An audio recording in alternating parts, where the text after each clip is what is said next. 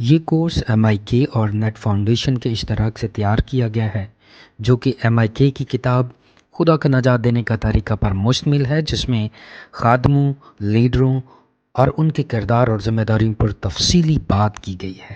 ہمیں امید ہے کہ یہ کورس آپ کے لیے برکت کا باعث ہوگا۔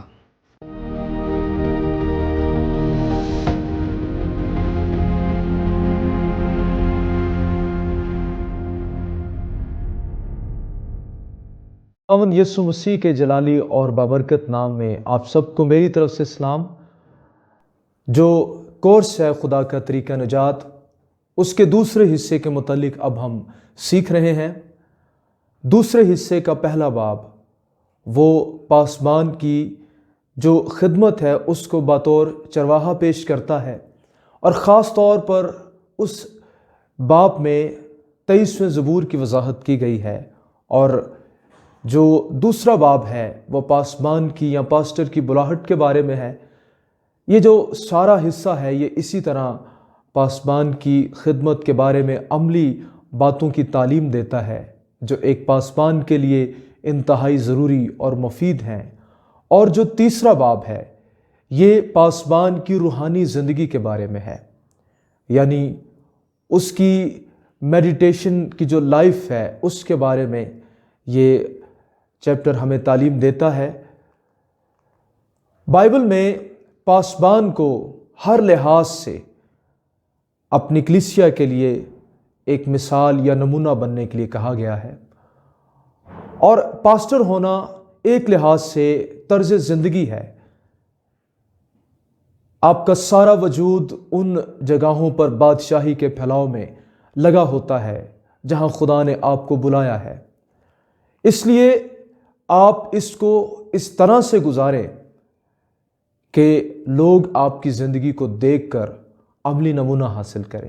اب سوال ہمارے سامنے یہ ہے کہ ہم کس طرح سے لوگوں کے لیے یا اپنی کلیسیا کے لیے ایک اچھا نمونہ بن سکتے ہیں، اور کیسے ہم پولوس کی طرح یہ کہنے کی جرت کر سکتے ہیں، بس میں تمہاری منت کرتا ہوں کہ میری مانند بنو۔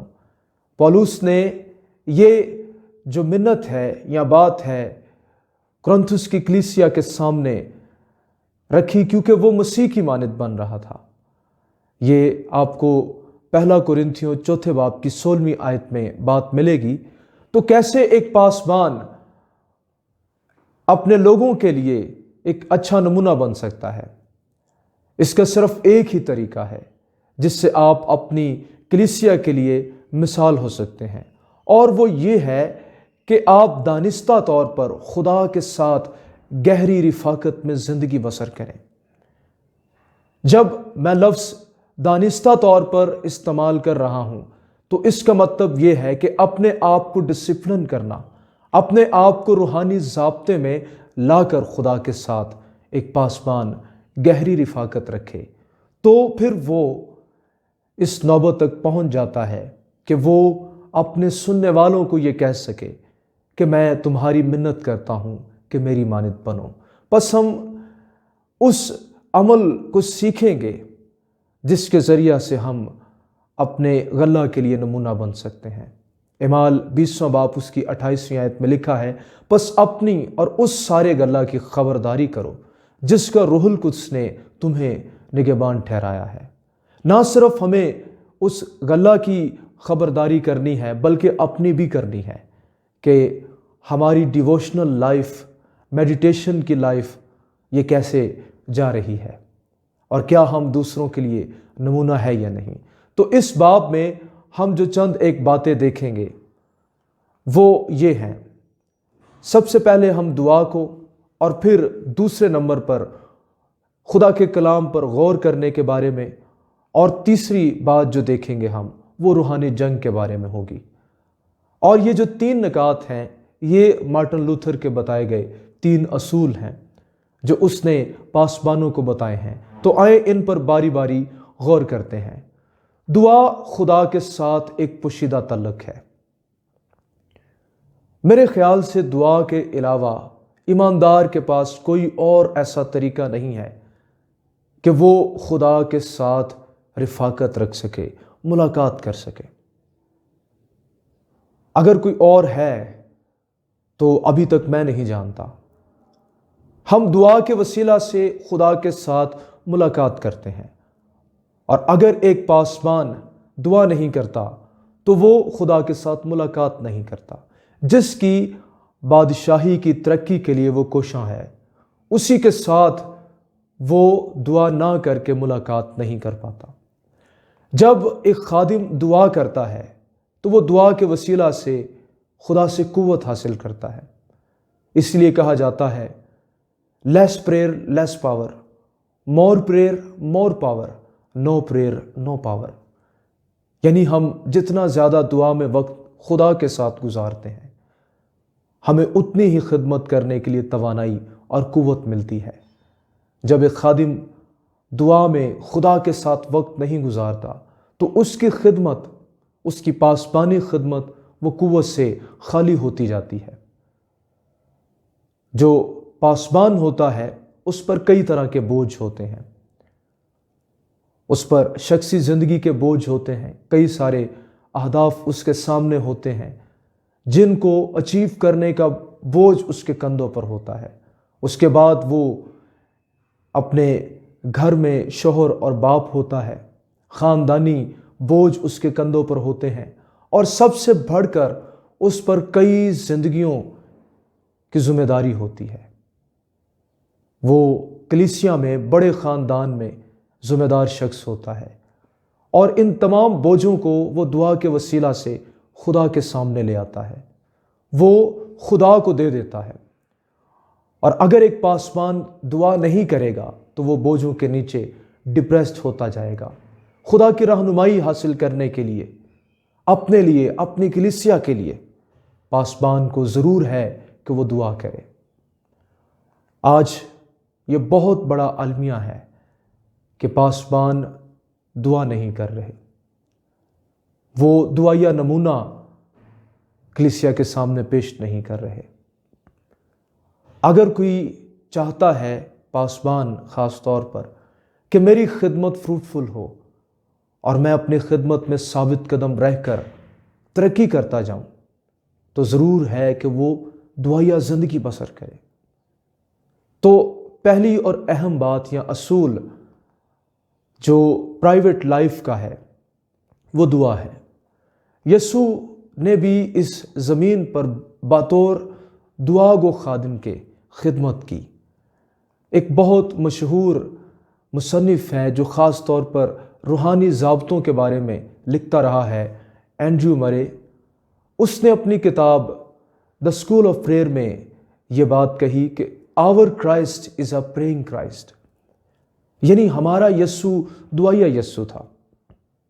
آپ خداوند یسوع مسیح کو ہر خاص کام کرنے سے پہلے دعا کرتا ہوا دیکھیں گے۔ وہ صبح سویرے اٹھ جاتا اور دعا کرتا، اپنے باپ کے ساتھ وقت گزارتا، خدمت کے لیے اس سے پلان لیتا۔ جب سارا دن وہ خدمت میں گزار چکتا تو وہ رات کو پھر باپ کے قدموں میں جاتا۔ رسولوں کو چننے سے پہلے اس نے ساری رات دعا میں گزاری۔ وہ اپنے باپ سے رفاقت رکھنے کی خاطر اپنے آپ کو دوسروں سے جدا کر لیتا تھا۔ بائبل میں لکھا ہے، مرکس کی انجیل 6 باب کی 46ویں آیت میں، کہ وہ ان کو رخصت کر کے پہاڑ پر دعا کرنے کو چلا گیا۔ صلیب کے دکھ اٹھانے سے پہلے اس نے دعا کی، باغ گتسمنی میں اس نے دعا کی۔ یوحنا 17واں باب مسیح کی دعا کے بارے میں ہے۔ تو اس لیے خداوند یسوع مسیح نے دعا کے بغیر خدمت نہ کی، تو ضرور ہے کہ ہم بھی نہ کریں۔ اس کے بعد ہمارے سامنے شفاعت کرنے کے لیے موسیٰ اور یترو کی مثال ہے۔ جب سارا ہی بوجھ موسیٰ پر تھا اسرائیلی قوم کی رہنمائی کرنے کے لیے، اور وہ اس کو ٹھیک طور سے اٹھا نہیں پا رہا تھا، اور اسرائیلی اس سبب سے دکھ اٹھا رہے تھے، تو اس کے سسر نے اس کی صلاح کاری کی، اور سب سے پہلی ترجیح اس نے اس کو یہ بتائی کہ تو ان لوگوں کے لیے خدا کے پاس جایا کر۔ یہ واقعہ آپ کو خروج 18ویں باب میں ملے گا، 19ویں آیت میں جو اس کا خسر یترو ہے اسے یہ نصیحت کرتا ہے۔ اور موسیٰ نے اس کی اس نصیحت کو قبول کیا اور اس نے اس طرح سے انتظامی ڈھانچہ تیار کیا کہ وہ اپنے لیے وقت نکال سکے، خدا کے لیے وقت نکال سکے اور اپنے لوگوں کی خاطر وہ خدا کے سامنے جایا کرے۔ جب ہم موسیٰ کی مثال کو دیکھتے ہیں تو اس طرح سے پاسبان کی پہلی ترجیح وہ انتظام کرنا نہیں، پلاننگز کرنا نہیں، حالانکہ یہ باتیں بھی ضروری ہیں، یہ نہیں کہ یہ اہمیت نہیں رکھتی، لیکن اس کی سب سے پہلی ترجیح موسیٰ کی طرح اپنے لوگوں کے لیے خدا کے پاس جانا ہے۔ اس کے بعد ایک اور بہت اچھی مثال انٹرسیشن کے لیے وہ افراس کی ہے۔ یہ آپ کو کلسیوں 4 باب کی 12ویں آیت میں ملے گی۔ پولس اس شخص کے بارے میں کہتا ہے وہ تمہارے لیے دعا کرنے میں ہمیشہ جافشانی کرتا ہے تاکہ تم کامل ہو کر پورے اعتماد کے ساتھ خدا کی مرضی پر قائم رہو۔ ایک پاسبان انٹرسیشن میں کیوں جانفشانی کرتا ہے؟ تاکہ وہ کامل ہو کر پورے اعتماد کے ساتھ خدا کی مرضی پر قائم رہ سکے، یعنی کلیسیا۔ اگر آپ چاہتے ہیں کہ آپ کی کلیسیا کامل بنے تو آپ کو دعا میں پہلے جانفشانی کرنی ہوگی، انٹرسیشن میں کرنی ہوگی۔ اگر ہم چاہتے ہیں کہ خدا کی مرضی پر خدا کے لوگ قائم رہیں تو ہمیں اور کئی بھاگ دوڑ چھوڑ کر خدا کے قدموں میں بیٹھنا ہوگا۔ اسی طرح سے خدا اپنے لوگوں کو کامل کرے گا۔ لیکن آج کلیسیا کی ترقی، اس کی میچورٹی کے لیے پاسبان دعا کے علاوہ اور سب باتوں میں جانفشانی کر رہے ہیں جو بے سود ہیں۔ اس لیے پاسبان کی پہلی ترجیح دعا کرنا ہونی چاہیے۔ اس کے بعد ہمارے سامنے خداوند یسوع مسیح کی شفاعت کرنے کی مثال ہے۔ جب خداوند یسوع مسیح مصلوب ہونے والے تھے تو لوکا کی انجیل 22ویں باب کی 31ویں اور 32ویں آیت میں لکھا ہے، خداوند یسوع مسیح شاگردوں کو اور خاص طور پر شمعون پطرس کو مخاطب کر کے کہتے ہیں، شمعون شمعون دیکھ، شیطان نے تم لوگوں کو مانگ لیا تاکہ گیہوں کی طرح پھٹکے، لیکن میں نے تیرے لیے دعا کی۔ کیا دعا کی؟ کہ تیرا ایمان جاتا نہ رہے، اور جب تو رجوع کرے تو اپنے بھائیوں کو مضبوط کرنا۔ خداوند یسوع مسیح بھی اپنے شاگردوں کے لیے دعا کرتے کہ ان کا ایمان نہ جاتا رہے۔ بہت کچھ ڈیپینڈ کرتا ہے کلیسیا کا پاسٹر کی شفاعت کرنے پر، اس لیے ہمیں دعا کرنی ہے۔ اور تقریباً پولس اپنے ہر خط میں یہ لکھتا ہے کہ وہ کیسے کلیسیاؤں کے لیے دعا کرتا ہے۔ دوسرا ستون کلام مقدس پر غور و خوض کرنا ہے۔ ایک بھی ستون اگر کمزور ہو تو عمارت اس پر قائم نہ رہ پائے گی۔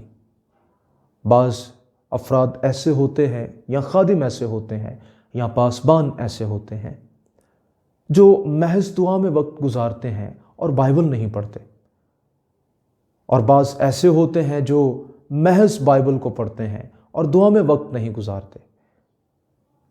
جب کسی سپاہی کو فوج میں بھرتی کیا جاتا ہے تو اس کی دونوں ٹانگوں کو دیکھا جاتا ہے کہ یہ مضبوط اور توانا ہے یا نہیں۔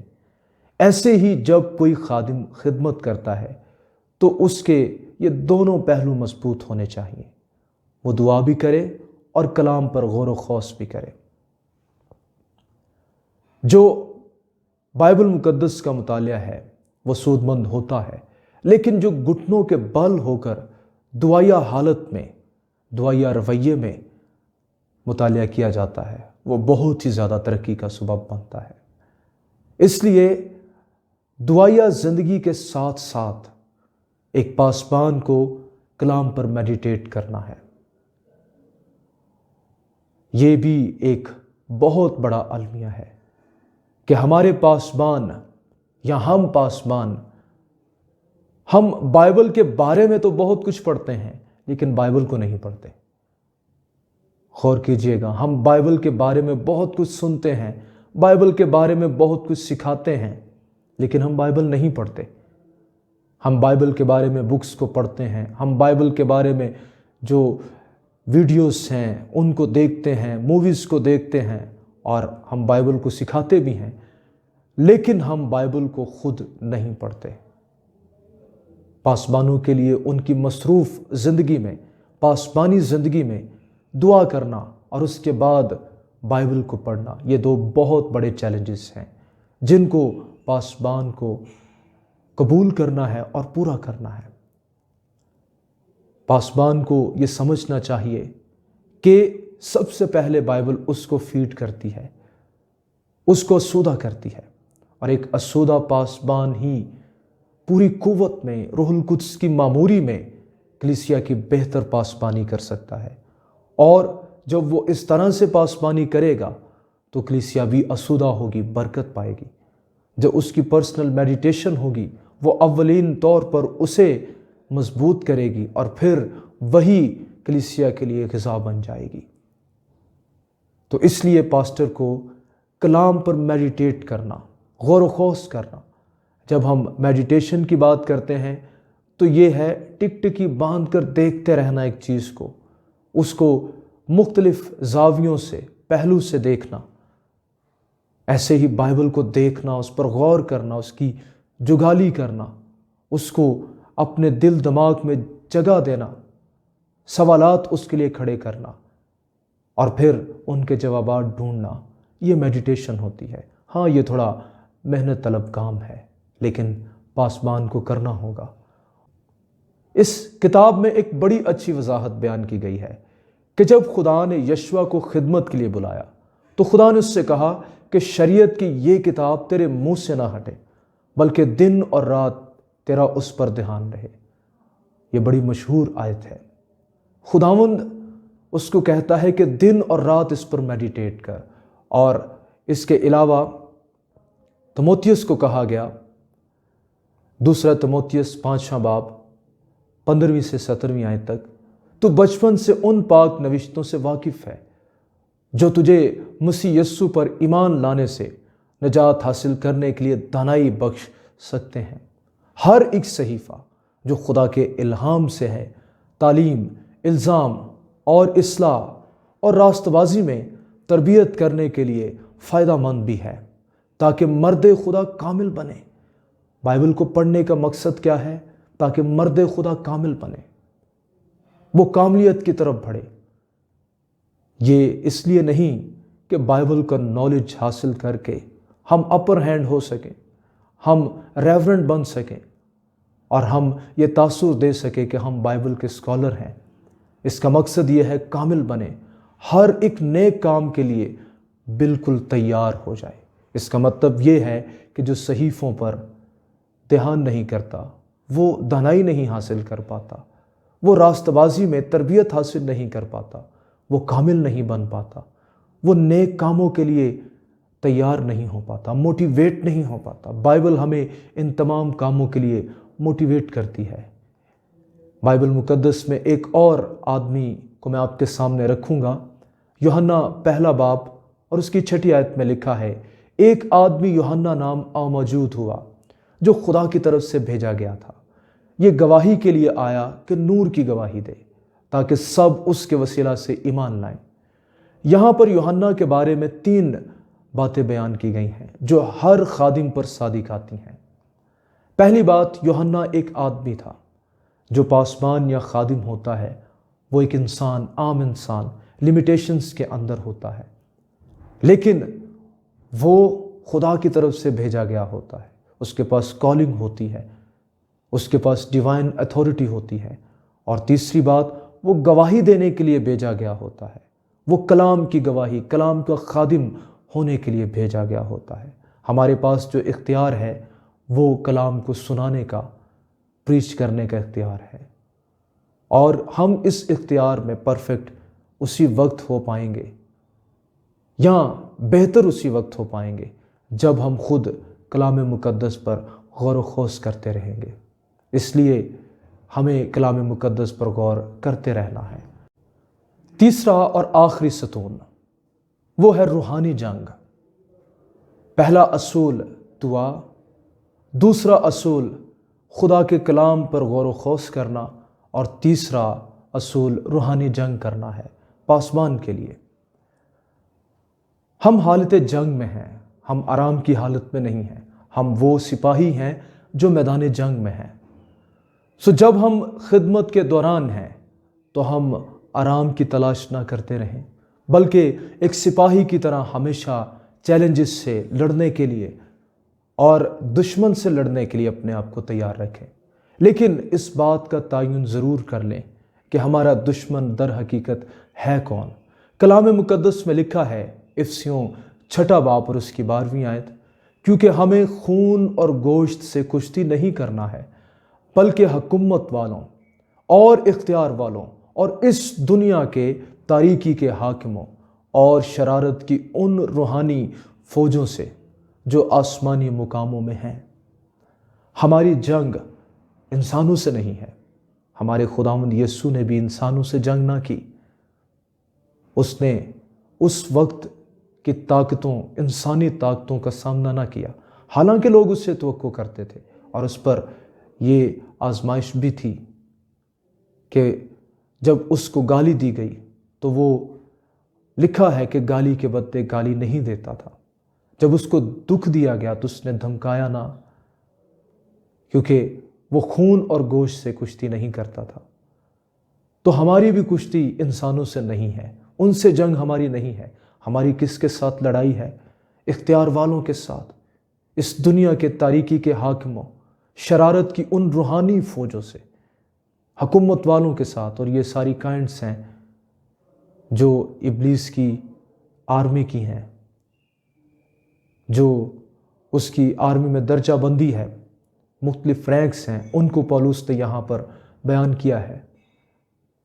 لیکن بات یہاں پر یہ ہے کہ ہماری جنگ ابلیس کے ساتھ ہے، اور ہم نے جو مسیح نے ہم کو فتح دی ہے اس میں قائم رہنا ہے۔ میں اس بات کے ساتھ ختم کروں گا۔ خداوند کے ایک بہت عظیم خادم ہو گزرے ہیں، ڈیوڈ ولکرسن، جن کی کتاب ہے دی کراس اینڈ سوئچ بلیڈ، سلیب اور خنجر، جو بہت زیادہ پڑھی گئی، جس میں وہ جو نیو یارک کی گینگز ہیں ان میں اپنے خدمت کا بیان کرتے ہیں۔ ان سے ان کی خدمت کے آخر میں پوچھا گیا، ان کی زندگی کے آخر میں، کہ آپ کی خدمت میں آپ کے لیے سب سے بڑی جنگ کون سی تھی؟ تو انہوں نے کہا، ٹو اسٹے آن مائی نیز، گھٹنوں کے بل رہنا، یہ میرے لیے بہت بڑی جنگ تھی۔ ابلیس آپ کو دعا میں جھکنے سے روکنے کے لیے بہت سارے حربے آزماتا ہے۔ وہ نہیں چاہے گا کہ آپ گھٹنوں کے بل ہوں، لیکن ہمیں اس چیلنج کو لینا ہے کہ ہمیں گھٹنوں کے بل ہو کر جنگ کرتے رہنا ہے، کیونکہ جنگ کرنے کی پوزیشن وہ دعا کی ہے۔ دعا کی حالت میں ہم جنگ کی حالت میں، انٹینسو حالت میں چلے جاتے ہیں۔ تو میں نے آپ کے سامنے 3 اصول یا پھر جو 3 ستون ہیں وہ رکھے ہیں، اور یہ اصول مارٹن لوتھر نے بیان کیے ہیں کہ ایک پاسبان اپنی پرائیویٹ لائف میں کیسے ترقی کر سکتا ہے اور کیسے وہ دوسروں کے لیے نمونہ بن سکتا ہے۔ سب سے پہلا دعا کرنا، اس کے بعد دوسری بات کلام مقدس پر غور و خوض کرنا، اور تیسری اور آخری بات وہ ہے روحانی جنگ کرنا۔ خدا نہ صرف پاسبانوں کو بلکہ ہم تمام سننے والوں کو یہ توفیق بخشے کہ ہم اپنی پوشیدہ زندگی میں جو ہم خدا کے ساتھ گزارتے ہیں، ان تینوں باتوں کو عملی طور پر اپنا سکیں۔ آمین۔